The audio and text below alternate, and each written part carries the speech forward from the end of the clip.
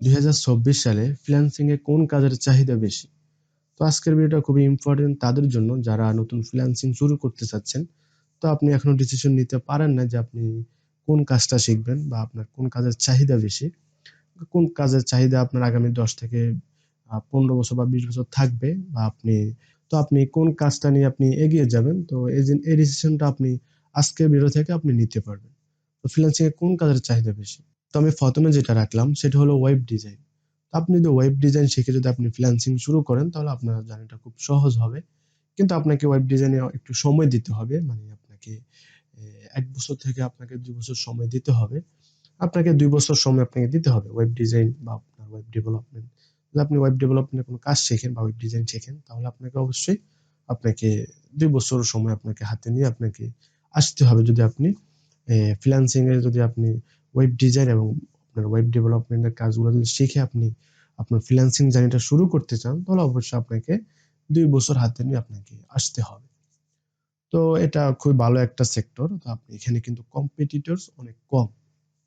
মানে ফ্রিল্যান্সিং এ কিন্তু যে কেউ এসে আপনার এই যে ডিজিটাল মার্কেটিং বলেন, আপনার Facebook অ্যাডস ক্যাম্পেইন বলেন, হ্যাঁ? এগুলা কিন্তু মানে যে আসে সে আপনার এগুলা নিয়ে শুরু করে।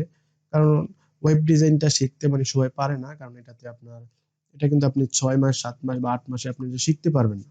যে ওয়েব ডিজাইন, ওয়েব ডেভেলপমেন্ট এগুলা কিন্তু আপনার ৮ মাস বা ৬ মাসে শেখা পসিবল না। এইজন্য মনে করেন অনেকে আপনার মানে অনেকের কাছে সময় কম, যার কারণে অনেকে আপনার ডিজিটাল মার্কেটিংটা বেছে নেয়। তো ওইজন্যই বললাম যে আপনার কাছে যদি পর্যাপ্ত পরিমাণ সময় থাকে, তাহলে আমি বলব যে আপনি ওয়েব ডিজাইনটা আপনি নিতে পারেন। অবশ্যই আপনাকে প্রত্যেকটা সেক্টর নিয়ে রিসার্চ করতে হবে।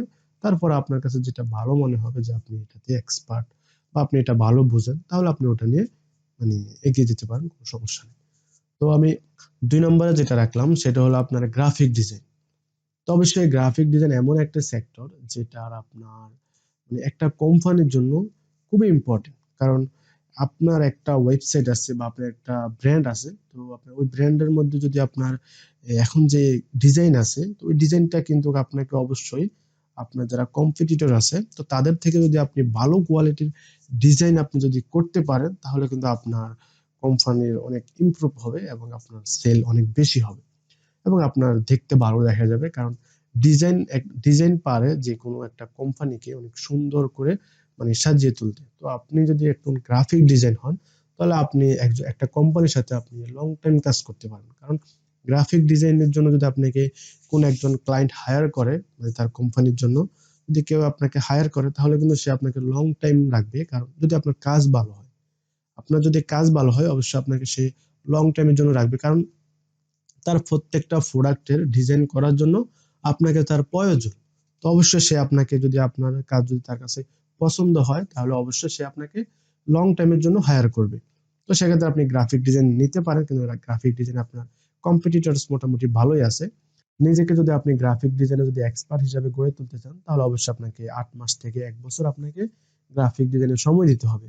অনেকে আপনার ৬ মাসের কোর্স করায়, তো আপনি কোর্সটা করে আপনি যদি নিজে থেকে শিখতে যান, তো মোটামুটি আপনি যদি এক্সপার্ট লেভেলে যেতে চান, তাহলে অবশ্যই আপনাকে ১টা বছর হাতে নিয়ে আসতে হবে যদি আপনি গ্রাফিক ডিজাইন শিখতে চান ভালোভাবে। আপনি বেসিক শিখলেন, চলে গেলেন মার্কেট প্লেসে, তাহলে কিন্তু হবে না। আপনাকে অবশ্যই গ্রাফিক ডিজাইন শিখতে হলে আপনাকে ১ বছর হাতে নিয়ে আসতে হবে। আপনি পুরোপুরি গ্রাফিক ডিজাইনে এক্সপার্ট হতে পারবেন যদি আপনি ভালোভাবে সময় দেন। তো গ্রাফিক ডিজাইন কিন্তু প্রত্যেকটা কোম্পানির প্রয়োজন। কারণ তার প্রত্যেকটা প্রোডাক্টের জন্য সে ডিজাইন করা লাগবে। সেজন্য তার একজন গ্রাফিক ডিজাইনার প্রয়োজন। এই সেক্টরে কিন্তু আপনার ভালো একটা ভবিষ্যৎ আছে। তো আপনি চাইলে এটা নিয়ে এগোতে পারেন এবং আপনার ফ্রিল্যান্সিং জার্নিটা আপনি গ্রাফিক ডিজাইন নিয়ে শুরু করতে পারেন। তো আমি ৩ নম্বরে যেটা রাখলাম সেটা হলো আপনার কনটেন্ট রাইটিং। তো দেখুন, একটা কোম্পানি বলেন বা একজন ব্লগার বলেন বা আপনার একজন কনটেন্ট ক্রিয়েটর বলেন, তাদের প্রত্যেকের জন্য কিন্তু কনটেন্ট রাইটার প্রয়োজন। তো আপনি যদি কনটেন্ট রাইটিং যদি আপনি শিখেন, আপনি যদি কনটেন্ট রাইটিংটা ভালোভাবে শিখতে পারেন, তাহলে কিন্তু এটার হিউজ পরিমাণ কাজ আছে। যদি আপনি মানে ভালোভাবে শিখেন, এই কাজটা যদি আপনি বেসিক থেকে অ্যাডভান্স পর্যন্ত যদি আপনি এ টু জেড যদি আপনার ধারণা থাকে, আপনি যদি নিজেকে এক্সপার্ট হিসেবে গড়ে তুলতে পারেন, তাহলে কনটেন্ট রাইটিং এর ভবিষ্যৎ অনেক ভালো। কারণ প্রত্যেকটা কোম্পানি বলেন, প্রত্যেকটা আপনার ব্লগার বলেন, প্রত্যেকটা কন্টেন্ট ক্রিয়েটর বলেন, প্রত্যেকের কিন্তু কন্টেন্ট রাইটার প্রয়োজন। দেখুন, আপনার অনেকে আছে যে কন্টেন্ট রাইটার হিসাবে নিজেকে পরিচয় দিচ্ছে, কিন্তু সে তার কন্টেন্ট গুলা দেখলে সেগুলা পুরাই বেসিক। তো এগুলা দেখে আপনি ওগুলা নিয়ে আপনি বেশি দূর আগাতে পারবেন না। তো সেক্ষেত্রে আপনাকে কিন্তু, আপনি যদি কন্টেন্ট রাইটার হতে চান তাহলে কিন্তু আপনাকে অবশ্যই আপনাকে এক্সপার্ট হতে হবে। তো আপনি কন্টেন্ট রাইটিং এ আপনি যদি 6 থেকে 8 মাস আপনি সময় ব্যয় করেন, তাহলে আপনি একজন কন্টেন্ট রাইটার হিসাবে নিজেকে পরিচয় দিতে পারবেন এবং আপনার ফ্রিল্যান্সিং জার্নিটা আপনি শুরু করতে পারবেন। যদি আপনার হাতে সময় কম থাকে, তাহলে আপনি কন্টেন্ট রাইটিংটা আপনি বেছে নিতে পারেন। তাহলে এটার কাজ মোটামুটি ভালো আছে, আপনার এটার কম্পিটিটরস মোটামুটি আছে। তো আপনি চাইলে এটা নিতে পারেন। অল্প সময়ের মধ্যে আপনি এটা ভালোভাবে শিখতে পারবেন এবং আপনার কাজ করতে পারবেন। এটারও কিন্তু মোটামুটি আপওয়ার্ক বলেন, ফাইবার বলেন, আপনার ভালো হিউজ পরিমাণ কাজ আছে, আপনি চাইলে করতে পারেন। লেখালেখি পছন্দ হয় তাহলে আপনি, আমি বলবো যে আপনি কন্টেন্ট রাইটিং নিয়ে আপনি এগোতে পারেন, তাহলে আপনি এখান থেকে ভালো কিছু করতে পারেন। তো 4 নম্বরে যেটা রাখলাম সেটা হলো আপনার এসইও। তো দেখুন, প্রত্যেকটা কোম্পানির কিন্তু এসইও, মানে যাদের একটা কোম্পানি আছে, তো আমরা জানি যে প্রত্যেকটা কোম্পানির কিন্তু এক একটা করে ওয়েবসাইট আছে, অনলাইন ওয়েবসাইট, যেটা অনলাইন শপ বলা হয়। প্রত্যেকের কিন্তু এক একটা অনলাইন শপ আছে।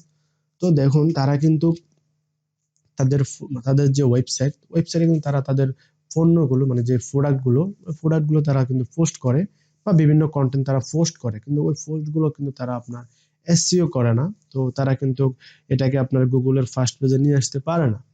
তো তারা যদি তাদের পোস্ট গুলো যদি আপনার গুগলের ফার্স্ট পেজে মানে আনতে চায়, তাহলে কিন্তু তাদের একজন এসইও এক্সপার্ট প্রয়োজন। কারণ একজন এসইও এক্সপার্ট পারে যে আপনার কিভাবে একটা ওয়েবসাইটের একটা পোস্টকে আপনার গুগলের ফার্স্ট পেজে নিয়ে আসতে হয়, সেটা কিন্তু একজন এসইও এক্সপার্ট পারে। তো প্রত্যেকটা ওয়েবসাইটের ওনারের কিন্তু একজন এসইও এক্সপার্ট প্রয়োজন। কারণ এসইও সবাই পারে না। তো এসইও ভালো একটা ভবিষ্যৎ আছে, যেহেতু সবাই আপনার মোটামুটি ওয়েবসাইট আছে। তো প্রত্যেকে চায় যে আপনার গুগল ফার্স্ট পেজে আসতে। তো আপনি যদি এসইওটা ভালোভাবে শেখেন, যদি আপনার বেশি সময় লাগবে না, সেটা হলো আপনার 6 মাস থেকে 8 মাস। তো আমি ম্যাক্সিমাম 1 বছর ধরলাম। যদি আপনার হাতে যদি আপনি 1 বছর নিয়ে আসতে পারেন, মানে আপনি যদি 1 বছর সময় পান, আপনার হাতে যদি 1 বছর সময় থাকে, তাহলে আপনি এসইওটা শিখতে পারেন। আপনার মোটামুটি আমি বলবো যে যেটাই নেন, আমি জাস্ট বলে দিচ্ছি, আপনি 5টার মধ্যে আপনি যে কোনো একটা বেছে নেবেন, যেটা আপনার কাছে ভালো মনে হয় বা আপনার কাছে আপনি এটা পারবেন বলে আপনি নিজের একটা আত্মবিশ্বাস যদি থাকে, তাহলে আপনি এটা নিয়ে এগোতে পারেন। তো এসইও এর মোটামুটি ভালো একটা ভবিষ্যৎ আছে, কারণ প্রত্যেকেরই ওয়েবসাইট আছে। তো এই কাজটা যদি আপনি ভালোভাবে, মানে নিজেকে যদি এই কাজে এক্সপার্ট করে তুলতে পারেন, তাহলে আপনি ভালো কিছু করতে পারবেন। তো এসইও নিয়ে আমি আর কিছু বলবো না, কারণ এসইওটা প্রত্যেকটা ওয়েবসাইট ওনারের প্রয়োজন। কারণ তাদের ওয়েবসাইট সবাই চায় যে সবাই গুগলের ফার্স্ট পেজে আসার জন্য। তো অবশ্যই আপনার এসইও এক্সপার্টের প্রয়োজন। তো আপনি এসইওটা শিখে আপনি আপনার ফ্রিল্যান্সিং জার্নিটা শুরু করতে পারেন। তো আমি 5 নম্বরে যেটা রাখলাম সেটা হলো আপনার ডিজিটাল মার্কেটিং। তো ডিজিটাল মার্কেটিং এর কথা কি বলবো, সেটা হলো এখন বর্তমানে যে অবস্থা, সেটা হলো যেই আসে সে আপনার ডিজিটাল মার্কেটিং নিয়ে শুরু করে। মানে শুনছে যে ডিজিটাল মার্কেটিং অনেক সহজ, বা 3 মাস 4 মাসে শেখা যায়। তো আমি বলবো যে ডিজিটাল মার্কেটিং কিন্তু একটা ক্যাটাগরি, কিন্তু এটার কিন্তু অনেকগুলা সাব ক্যাটাগরি রয়েছে। তো ডিজিটাল মার্কেটিং এর ভিতরে কিন্তু আপনার এসইওটা পড়ে, ফেসবুক অ্যাডস ক্যাম্পেইন পড়ে, আপনার ইউটিউব প্রমোশন বলেন, মানে প্রত্যেকটা মার্কেটিংটা আপনার ডিজিটাল মার্কেটিং এর ভিতরে পড়ে। তো ডিজিটাল মার্কেটিং যদি আপনি ফুল শিখতে যান, তাহলে কিন্তু আপনার অনেক সময় প্রয়োজন, 1 বছর লাগবে। কিন্তু অনেকে আপনার ডিজিটাল মার্কেটিং এর কোর্স আপনার 3 মাস শেষ করে, 4 মাসে শেষ করে।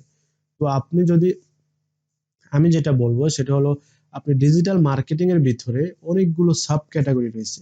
তো আপনি ওখান থেকে যদি যে কোনো একটা ক্যাটাগরি যদি আপনি সিলেক্ট করে ওই ক্যাটাগরি নিয়ে যদি আপনি এগিয়ে যান, তাহলে আমি বলবো যে আপনি ভালো কিছু করতে পারবেন। কারণ পুরো ডিজিটাল মার্কেটিং নিয়ে আপনি কখনো ফ্রিল্যান্সিংটা শুরু করতে পারবেন না।